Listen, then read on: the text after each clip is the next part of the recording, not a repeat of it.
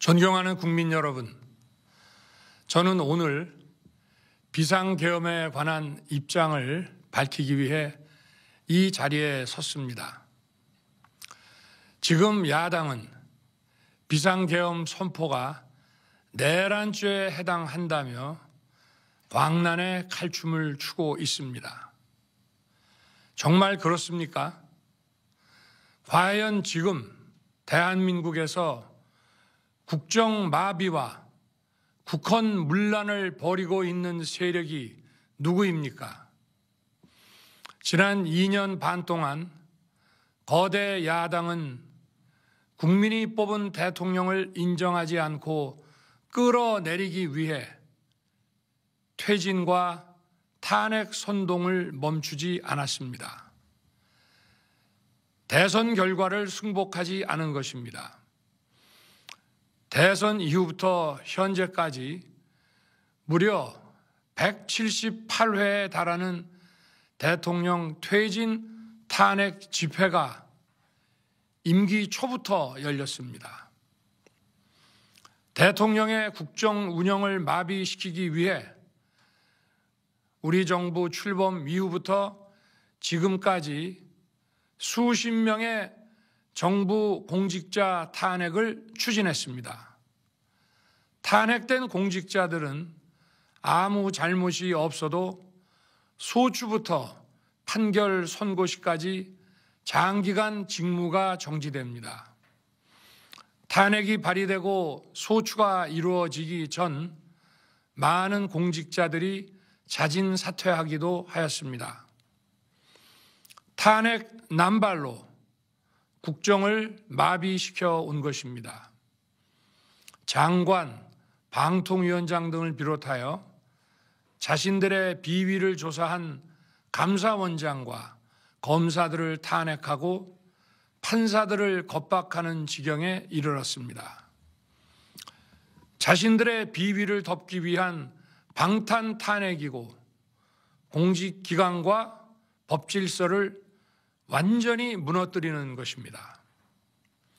뿐만 아니라 위헌적 특검 법안을 27번이나 발의하면서 정치 선동 공세를 가해왔습니다.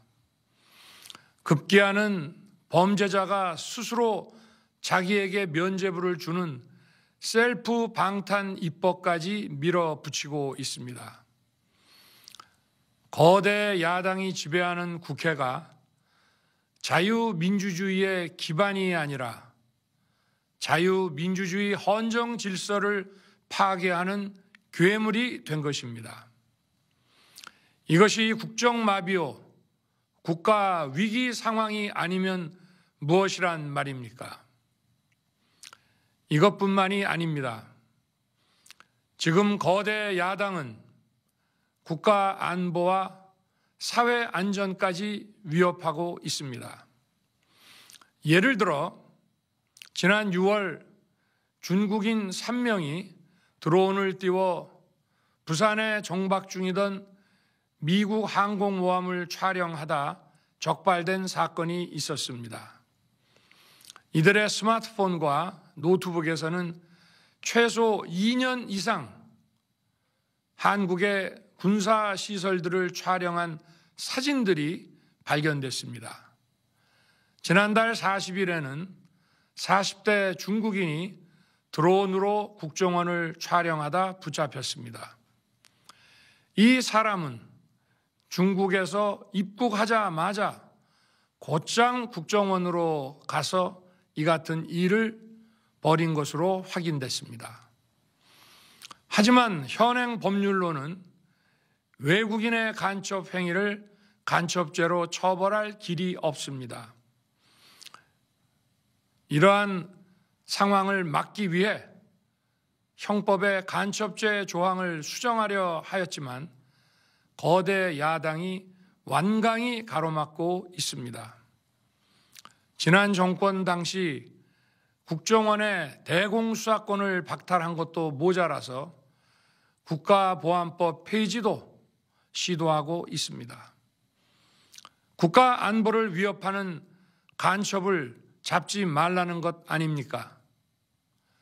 북한의 불법적인 핵무장과 미사일 위협 도발에도, GPS 교란과 오물 풍선에도, 민주노총 간첩 사건에도 거대 야당은 이에 동조할 뿐 아니라 오히려 북한 편을 들면서 이에 대응하기 위해 고군분투하는 정부를 흠집내기만 했습니다. 북한의 불법 핵 개발에 따른 유엔 대북 제재도 먼저 풀어야 한다고 주장합니다.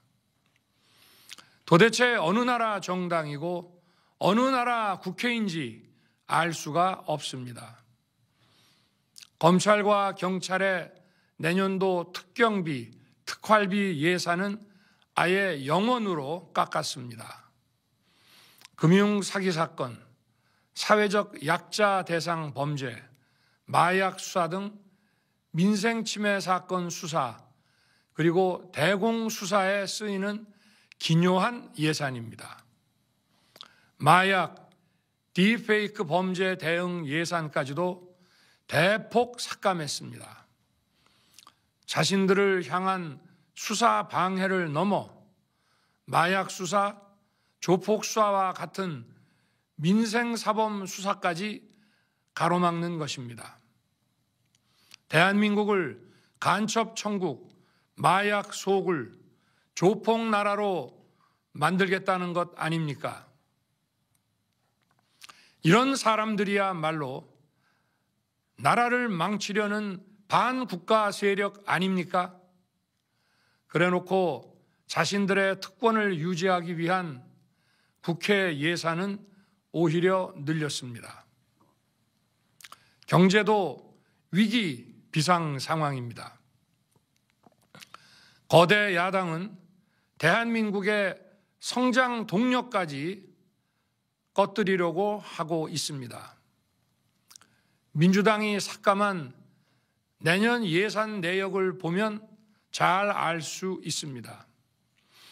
원전 생태계 지원 예산을 삭감하고 체코 원전 수출 지원 예산은 무려 90%를 깎아버렸습니다. 차세대 원전 개발 관련 예산은 거의 전액을 삭감했습니다. 기초과학연구, 양자, 반도체, 바이오 등 미래 성장 동력 예산도 대폭 삭감했습니다. 동해가스전 시추 예산, 이른바 대왕고래 사업 예산도 사실상 전액 삭감했습니다. 청년 일자리 지원 사업, 취약계층 아동 자산 형성 지원 사업, 아이들 돌봄 수당까지 손을 댔습니다. 산업 생태계 조성을 위한 혁신 성장 펀드, 강소기업 육성 예산도 삭감했습니다. 재해 대책 예비비는 무려 1조 원을 삭감하고 팬데믹 대비를 위한 백신 개발과 관련 R&D 예산도 깎았습니다. 이처럼 지금 대한민국은 거대 야당의 의회 독재와 폭거로 국정이 마비되고 사회 질서가 교란되어 행정과 사법의 정상적인 수행이 불가능한 상황입니다. 국민 여러분, 여기까지는 국민 여러분께서도 많이 아시고 계실 것입니다. 하지만 제가 비상계엄이라는 엄중한 결단을 내리기까지 그동안 직접 차마 밝히지 못했던 더 심각한 일들이 많이 있습니다. 작년 하반기 선거관리위원회를 비롯한 헌법기관들과 정부기관에 대해 북한의 해킹 공격이 있었습니다. 국가정보원이 이를 발견하고 정보 유출과 전산 시스템 안전성을 점검하고자 했습니다. 다른 모든 기관들은 자신들의 참관하에 국정원이 점검하는 것에 동의하여 시스템 점검이 진행되었습니다.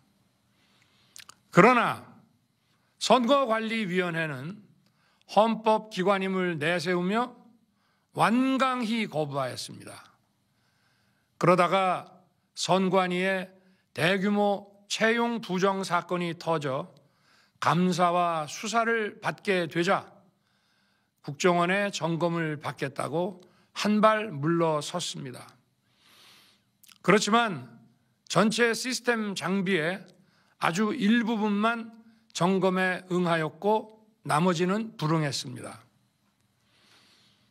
시스템 장비 일부분만 점검했지만 상황은 심각했습니다. 국정원 직원이 해커로서 해킹을 시도하자 얼마든지 데이터 조작이 가능하였고 방화벽도 사실상 없는 것이나 마찬가지였습니다. 비밀번호도 아주 단순하여 1, 2, 3, 4, 5 같은 식이었습니다. 시스템 보안관리 회사도 아주 작은 규모의 전문성이 매우 부족한 회사였습니다. 저는 당시 대통령으로서 국정원의 보고를 받고 충격에 빠졌습니다.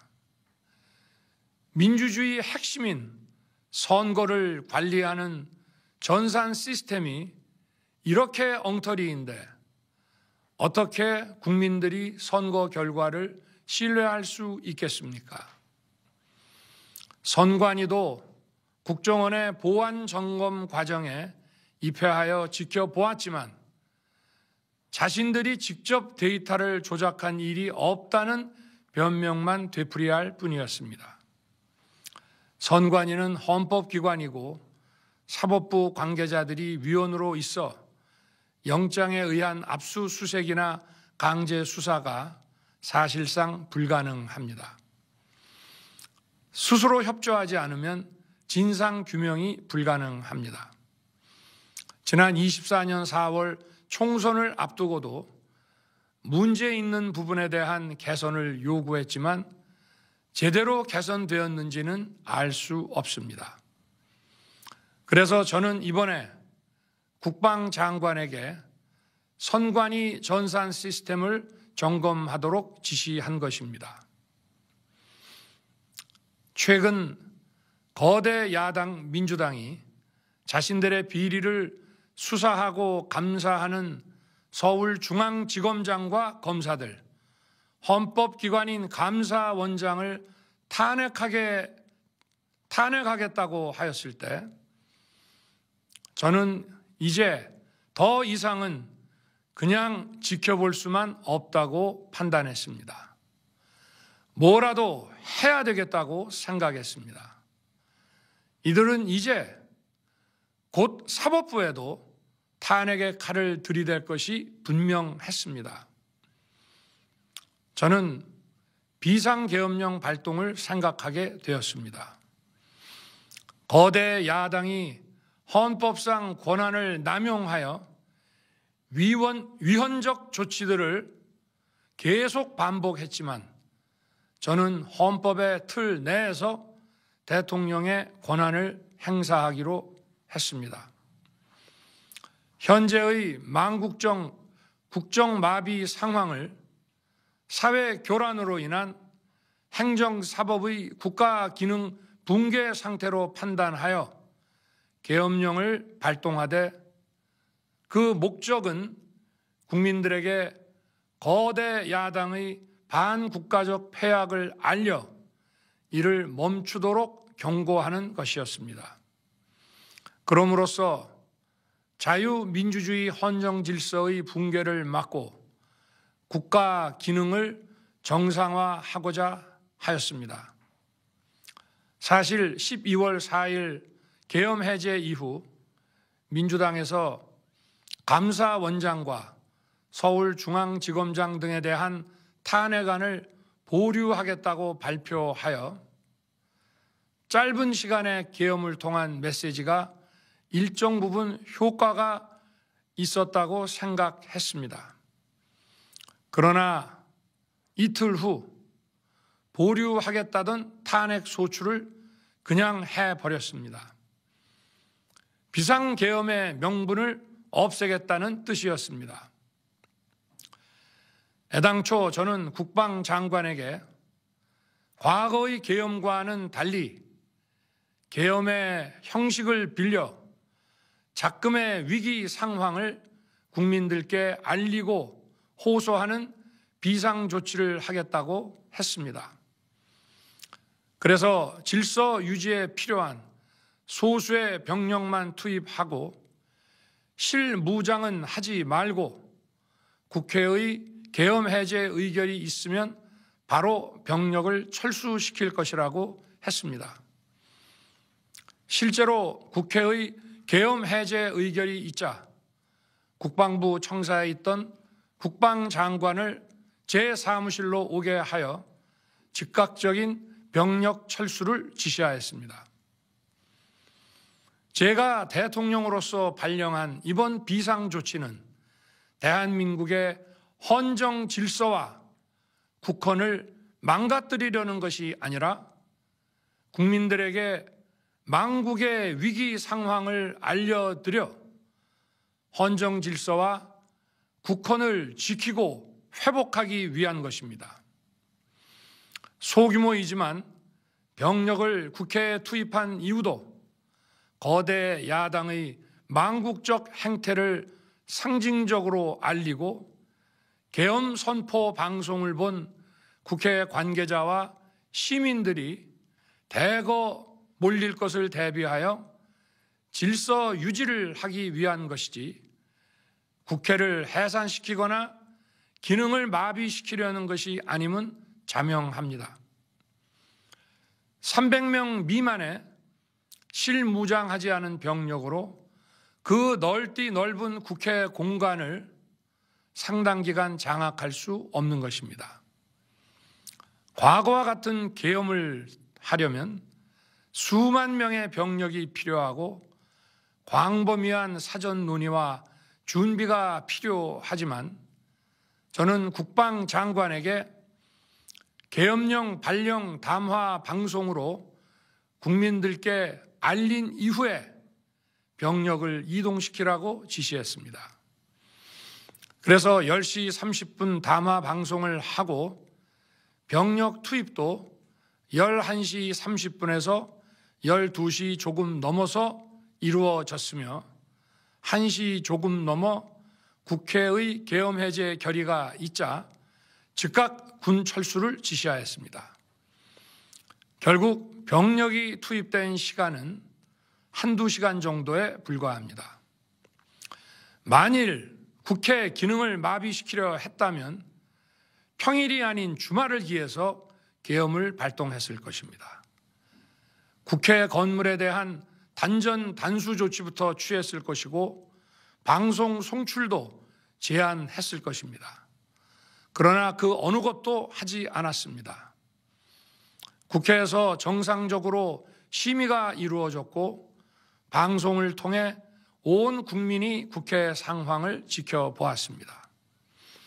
자유민주 헌정 질서를 회복하고 수호하기 위해 국민들께 망국적 상황을 호소하는 불가피한 비상조치를 했지만 사상자가 발생하지 않도록 안전사고 방지에 만전을 기하도록 하였고 사병이 아닌 부사관 이상 정예 병력만 이동시키도록 한 것입니다. 저는 이번 비상계엄을 준비하면서 오로지 국방장관하고만 논의하였고 대통령실과 내각 일부 인사에게 선포 직전 국무회의에서 알렸습니다. 각자의 담당 업무 관점에서 우려되는 반대 의견 개진도 많았습니다. 저는 국정 전반을 보는 대통령의 입장에서 현 상황에서 이런 조치가 불가피하다고 설명했습니다. 군 관계자들은 모두 대통령의 비상계엄 발표 이후 병력 이동 지시를 따른 것이니만큼 이들에게는 전혀 잘못이 없습니다. 그리고 분명히 말씀드리지만 저는 국회 관계자의 국회 출입을 막지 않도록 하였고, 그래서 국회의원과 엄청나게 많은 인파가 국회 마당과 본관, 본회의장으로 들어갔고 계엄해제 안건 심의도 진행된 것입니다. 그런데도 어떻게든 내란죄를 만들어 대통령을 끌어내리기 위해 수많은 허위 선동을 만들어내고 있습니다. 도대체 2시간짜리 내란이라는 것이 있습니까? 질서 유지를 위해 소수의 병력을 잠시 투입한 것이 폭동이란 말입니까? 거대 야당이 거짓 선동으로 탄핵을 서두르는 이유가 무엇이겠습니까? 단 하나입니다. 거대 야당 대표의 유죄 선고가 임박하자 대통령의 탄핵을 통해 이를 회피하고 조기 대선을 치르려는 것입니다. 국가 시스템을 무너뜨려서라도 자신의 범죄를 덮고 국정을 장악하려는 것입니다. 이야말로 국헌문란 행위 아닙니까? 저를 탄핵하든 수사하든 저는 이에 당당히 맞설 것입니다. 저는 이번 계엄 선포와 관련해서 법적, 정치적 책임 문제를 회피하지 않겠다고 이미 말씀드린 바 있습니다. 저는 대통령 취임 이후 지금까지 단 한순간도 개인적인 인기나 대통령 임기 자리 보존에 연연해 온 적이 없습니다. 자리 보존 생각만 있었다면 국헌문란 세력과 구태여 맞서 싸울 일도 없었고 이번과 같이 비상계엄을 선포하는 일은 더더욱 없었을 것입니다. 5년 임기 자리 지키기에만 매달려 국가와 국민을 외면할 수 없었습니다. 저를 뽑아주신 국민의 뜻을 저버릴 수 없었습니다. 하루가 멀다 하고 다수의 힘으로 입법 폭거를 일삼고 오로지 방탄에만 혈안되어 있는 거대 야당의 의회 독재에 맞서 대한민국의 자유민주주의와 헌정 질서를 지키려 했던 것입니다. 그 길밖에 없다고 판단해서 내린 대통령의 헌법적 결단이자 통치 행위가 어떻게 내란이 될 수 있습니까? 대통령의 비상계엄 선포권 행사는 사명권 행사, 외교권 행사와 같은 사법심사의 대상이 되지 않는 통치 행위입니다. 국민 여러분, 지금 야당은 저를 중범죄자로 몰면서 당장 대통령직에서 끌어내리려 하고 있습니다. 만일 망국적 국헌문란 세력이 이 나라를 지배한다면 어떤 일이 벌어지겠습니까? 위헌적인 법률, 셀프 면죄부 법률, 경제 폭망 법률들이 국회를 무차별 통과해서 이 나라를 완전히 부술 것입니다. 원전 산업, 반도체 산업을 비롯한 미래 성장 동력은 고사될 것이고 중국산 태양광 시설들이 전국의 살림을 파괴할 것입니다. 우리 안보와 경제의 기반인 한미 동맹, 한미일 공조는 또다시 무너질 것입니다. 북한은 핵과 미사일을 고도화하여 우리의 삶을 더 심각하게 위협할 것입니다. 그러면 이 나라 대한민국의 미래가 어떻게 되겠습니까? 간첩이 활개치고 마약이 미래 세대를 망가뜨리고 조폭이 설치는 그런 나라가 되지 않겠습니까? 지금껏 국정 마비와 국헌 문란을 주도한 세력과 범죄자 집단이 국정을 장악하고 대한민국의 미래를 위협하는 일만큼은 어떤 일이 있어도 막아야 합니다. 저는 끝까지 싸울 것입니다.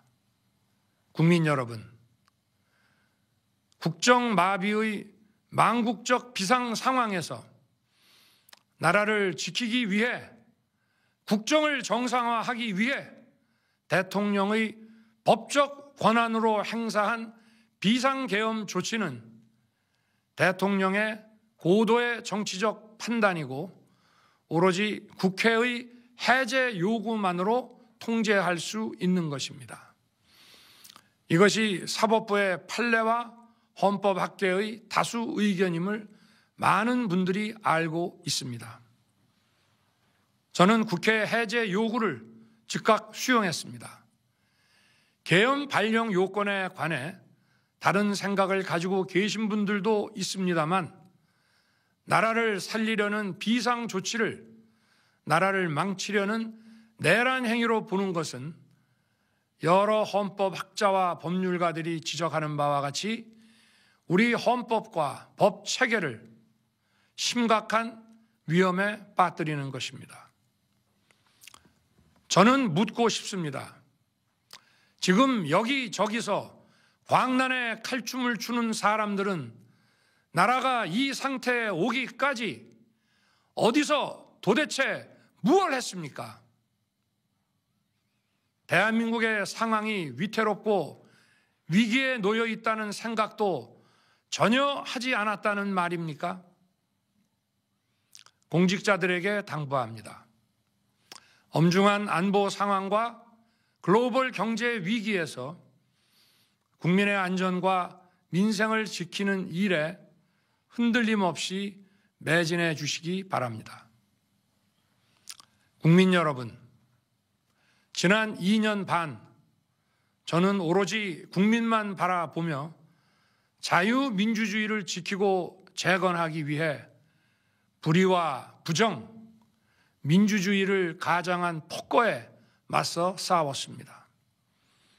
피와 땀으로 지켜온 대한민국, 우리의 자유민주주의를 지키는 길에 모두 하나가 되어 주시길 간곡한 마음으로 호소드립니다. 저는 마지막 순간까지 국민 여러분과 함께 싸우겠습니다. 짧은 시간이지만 이번 계엄으로 놀라고 불안하셨을 국민 여러분께 다시 한번 사과드립니다. 국민 여러분에 대한 저의 뜨거운 충정만큼은 믿어 주십시오. 감사합니다.